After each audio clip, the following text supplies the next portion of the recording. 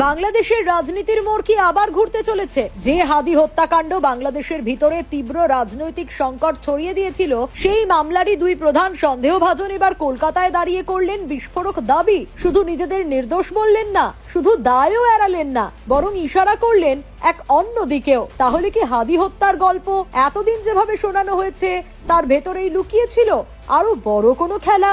আজ উত্তর 24 পরগনার বিধাননগর আদালত চত্বরে ঠিক কি ঘটলো?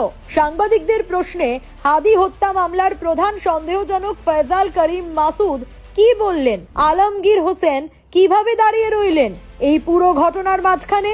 আর সবচেয়ে বড় কথা, এই বক্তব্য কি বাংলাদেশের রাজনীতিতে আবারও নতুন করে ঝড় তুলতে পারে? নয়া বাংলাদেশের রাজনীতি হবে, মাইলের পর মাইল হাঁটতে হবে। হ্যাঁ, তুমি ফাঁসানো হয়েছে? আমি এই কাজই করবো, এই ধরনের কোনো কাজে আমি ছিলে না। কিন্তু বাংলাদেশ ফাঁসাচ্ছে কারা? ফাঁসাচ্ছে কারা? তোমার ফাঁসাচ্ছে কারা? ফাঁসাচ্ছে কারা? তাহলে তুমি পালালে কেন? রোববার 14 দিনের পুলিশ রিমান্ড শেষ হওয়ার পর হাদি হত্যা মামলার দুই প্রধান সন্দেহভাজন ফয়জাল করিম মাসুদ ও আলমগীর হোসেনকে বিধাননগর মহকুমার বিশেষ আদালতে তোলা হয়। তার আগে তাদের নিয়ে যাওয়া হয় বিধাননগর হাসপাতালে। সেখানে হয় শারীরিক পরীক্ষা, তারপর আদালত।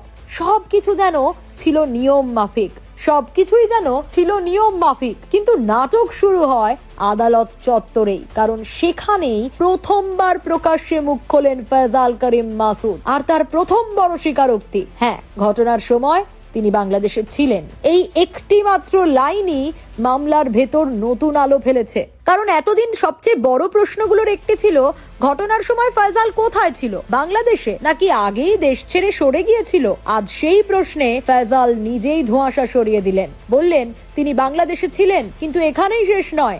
এরপর তিনি বললেন সিসিটিভি ফুটেজে তাকে গুলি করতে দেখা যায়নি। এই লাইনটাই আজকের দিনের সবচেয়ে বিস্ফোরক অংশ, কারণ এর অর্থ খুব স্পষ্ট। ফয়জাল বলতে চাইলেন তিনি দেশে ছিলেন, ঘটনার সময়ে ছিলেন, কিন্তু তিনি নাকি শুটার নন। অর্থাৎ নিজের উপস্থিতি মানছেন, কিন্তু ট্রিগার টানার দায় অস্বীকার করছেন। এখানেই মামলাটা আরো জটিল হয়ে যায়। কারণ যদি সে দেশে থেকেও শুটার না হয়, তাহলে গুলি চালালো কে? আর যদি সত্যিই সে নিজেকে আড়াল করতে চায়, তাহলে এই নতুন বয়ান সে কেন তুলছে? প্রশ্ন এখানেই থামছে না। ফয়জাল আরো বলেছে এই হত্যাকাণ্ড জামায়াত বিএনপির চাল হতে পারে। এমনকি ওসমান হাদিকে তিনি কটাক্ষ করে জামায়াতের প্রোডাক্ট বলে মন্তব্য করেছেন।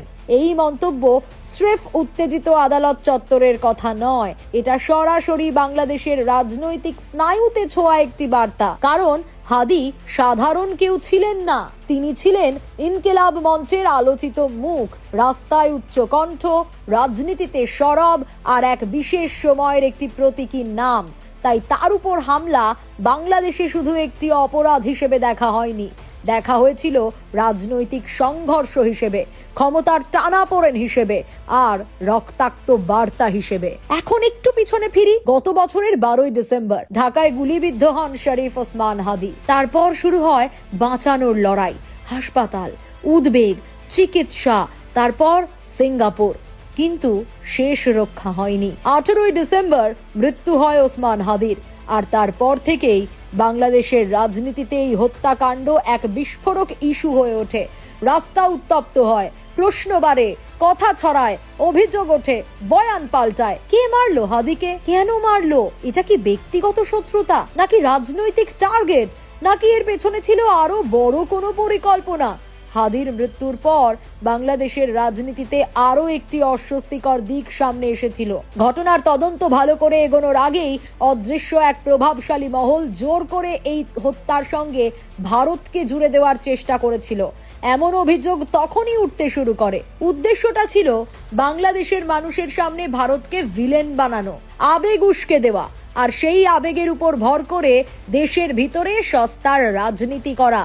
একটি বিশেষ রাজনৈতিক শক্তি এই ঘটনাকে শুধু খুনের মামলা হিসেবে না দেখে ভারত বিরোধী প্রচারের অস্ত্র বানাতে চেয়েছিল, এমন সমালোচনাও ছড়িয়ে পড়ে। ফলে হাদি হত্যাকাণ্ড শুধু তদন্তের বিষয় থাকেনি, তা হয়ে উঠেছিল রাজনৈতিক বয়ান তৈরির এক বড় ময়দান। আর আজ কলকাতার বিধাননগর আদালত চত্বরে ফয়জালের বক্তব্য সেই পুরনো বিতর্ককে আবার সামনে এনে দিল। কারণ সে ভারতের বিরুদ্ধে সরাসরি কিছু বলল না, বরং দায় ঘোরাতে চাইল বাংলাদেশের ভেতরের রাজনৈতিক দিকের দিকে। এখানে আজকের দিনের আসল তাৎপর্য। এবার আসি গ্রেপ্তারের কথায়।